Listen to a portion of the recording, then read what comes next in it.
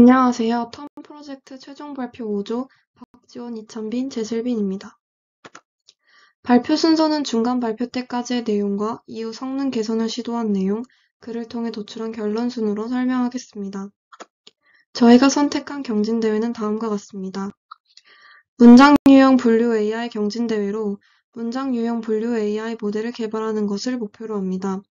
문제 유형은 자연어 처리를 통한 멀티라벨 클래시피케이션 문제입니다. 저희가 지금까지 진행했던 EDA 과정을 요약하면 다음과 같습니다. 먼저 클래스 분포에 대한 시각화를 진행하였습니다. 이를 통해서 4개의 라벨 각각에 존재하는 클래스 분포가 굉장히 불균형하다는 것을 알 수 있었습니다. 그 다음으로 라벨 간의 상관관계를 확인하였는데 특정한 라벨의 특정한 클래스가 다른 라벨의 클래스와 연관성을 가지고 있지 않은 것을 알 수 있었습니다. 라벨 4개를 하나로 보았을 때의 클래스 개수 분포 역시 마찬가지로 불균형하다는 사실을 확인하였습니다. 또한 이 경우에 가능한 클래스의 경우의 수는 72개인데 이 중 트레인 데이터에 존재하지 않는 경우의 수가 있었습니다. 따라서 저희는 이 라벨에 대한 EDA 결과를 바탕으로 라벨 각각을 예측하는 것으로 결정하였습니다. 마지막으로 문장의 길이 분포를 확인해 보았는데 문장에는 결측치가 없었고 길이 분포상으로 이상치로 판단되는 문장은 제거하였습니다. 다음으로 성능 개선에 대해 설명드리겠습니다. 중간 발표 때까지 진행했던 성능 개선 시도는 S벌트를 사용해 인베딩을 진행한 것과 트레인 데이터셋의 클래스 분포 비율을 고려하여 밸리드 데이터셋을 구성하였던 것, 데이터셋 안에 존재하는 클래스 간의 불균형을 고려하기 위해서 클래스 간의 분포에 맞게 가중치를 주는 포컬 로스를 사용하였습니다. 마지막으로 한국어에 대한 자연어 이해를 위해 만들어진 클로 벤치마크 데이터셋으로 훈련한 프리트레인 모델 S버트를 사용하였습니다. 첫 번째 성능 개선으로 클로 데이터셋으로 프리트레인된 로버트 라지 모델을 사용하였습니다. 로버트를 사용하여 훈련하였을 때 S버트보다 성능 개선을 이룰 수 있었습니다. 이를 통해서 모델이 많은 단어를 알고 있을수록 더 정확한 라벨 분류가 가능하다는 사실을 확인하였습니다. 두 번째 성능 개선을 위해 추가 피처 엔지니어링으로 데이터 증강과 정교화를 진행하였습니다. 데이터 증강은 데이터에 변형을 가하여 모델이 학습할 수 있는 데이터의 양을 늘려줄 수 있는 기법입니다. 데이터 증강을 진행한 이유는 본 경진대에서 제공하는 트레인 데이터는 약 12,000개인데 자연어 처리를 하는 것과 태스크가 멀티라벨 클래시피케이션이라는 점에서 이런 작업을 수행하는 데 데이터가 부족하다고 판단되었습니다. 또 정교화를 진행하였는데 정교화는 문장에 존재하는 불필요한 요소를 제거하여 모델이 원활하게 학습할 수 있도록 처리해주는 기법입니다.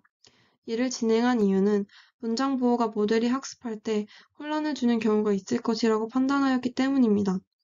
예를 들면 문장 보호 마침표와 소수점의 점같이 같은 모양을 가졌지만 의미가 다른 경우들을 들 수 있을 것 같습니다.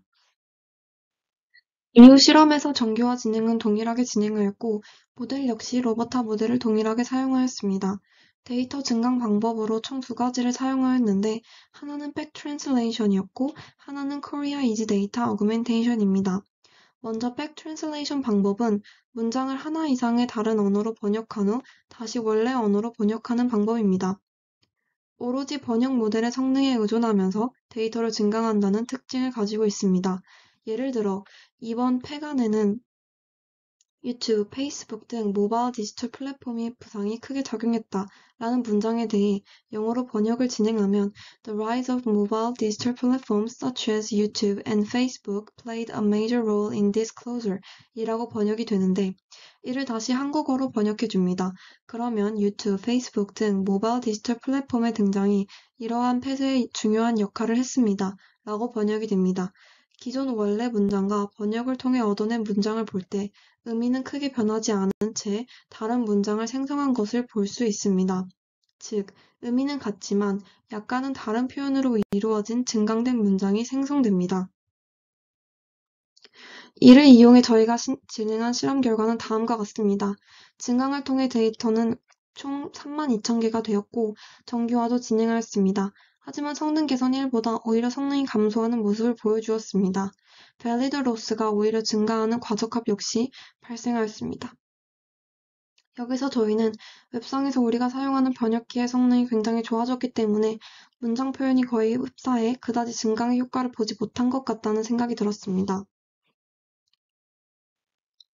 두 번째로 사용한 증강 기법은 Korea Easy Data Augmentation 기법으로 Easy Data Augmentation 기법을 한국어에도 적용할 수 있게 하도록 카이스트의 코리아 월드넷을 사용한 방법입니다.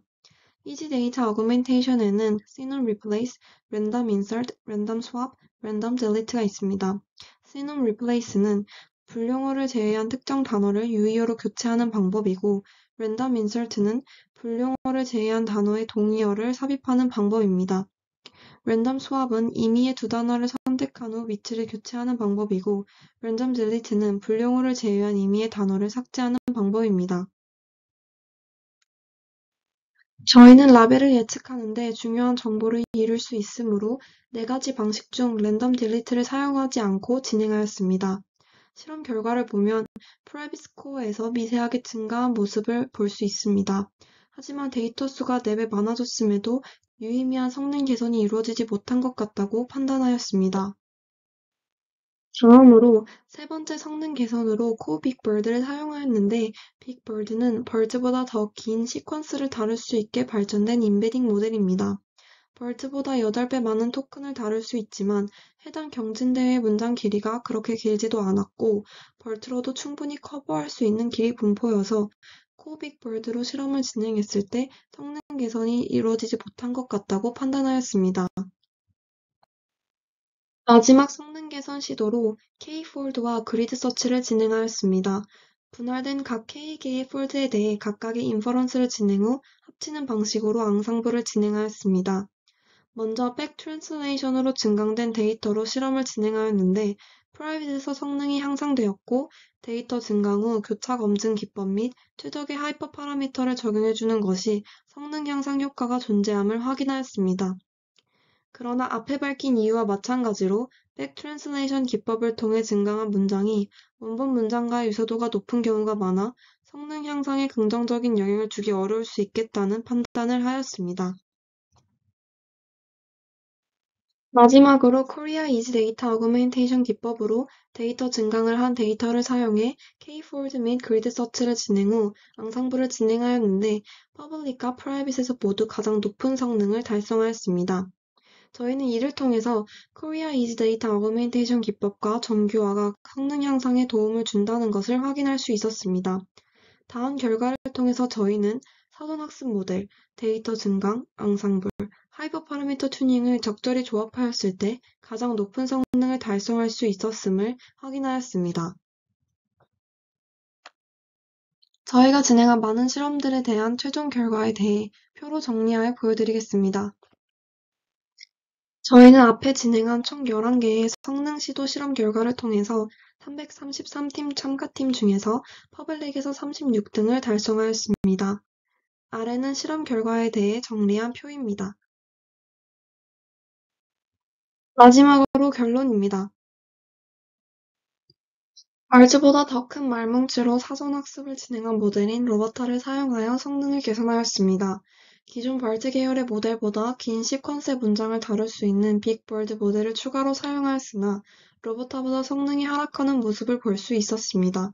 이는 경진대회 데이터셋이 벌트로도 충분히 다룰 수 있는 숄트 시퀀스인 점과 빅벌드 모델이 스펄스 트랜스포머를 사용한다는 점을 토대로 성능 개선이 큰 영향을 주지 못했던 것으로 판단하였습니다. 이후에 가설을 세워 추가적인 피처 엔지니어링을 진행하였고 성능 개선을 하였습니다.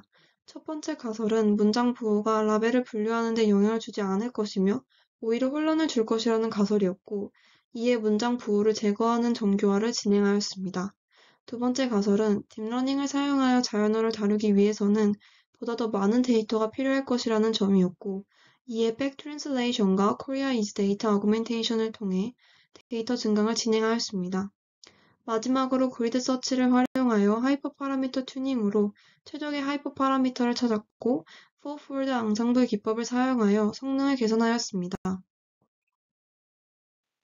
저희는 이 경진대회를 진행하면서 경진대회에 대한 정보 파악과 데이터 EDA를 통해 문제를 정의하는 방법을 익힐 수 있었고 피처 엔지니어링 진행, 문제 해결에 적합한 모델 탐색, 하이퍼 파라미터 튜닝, 앙상블 기법 등을 적절히 조합하였을 때 가장 좋은 결과를 달성할 수 있었음을 직접 실험을 진행하면서 확인할 수 있었습니다. 또한 수업 시간에 실습으로 배우는 것보다 이 경진대회를 약 한 달간의 시간 동안 직접 부딪히면서 진행하다 보니 자연어라는 텍스트 데이터에 대해 더 깊게 이해하면서 많은 공부를 하고 성장을 할 수 있었던 시간이었습니다. 참고 자료는 다음과 같습니다. 발표 마치겠습니다. 감사합니다.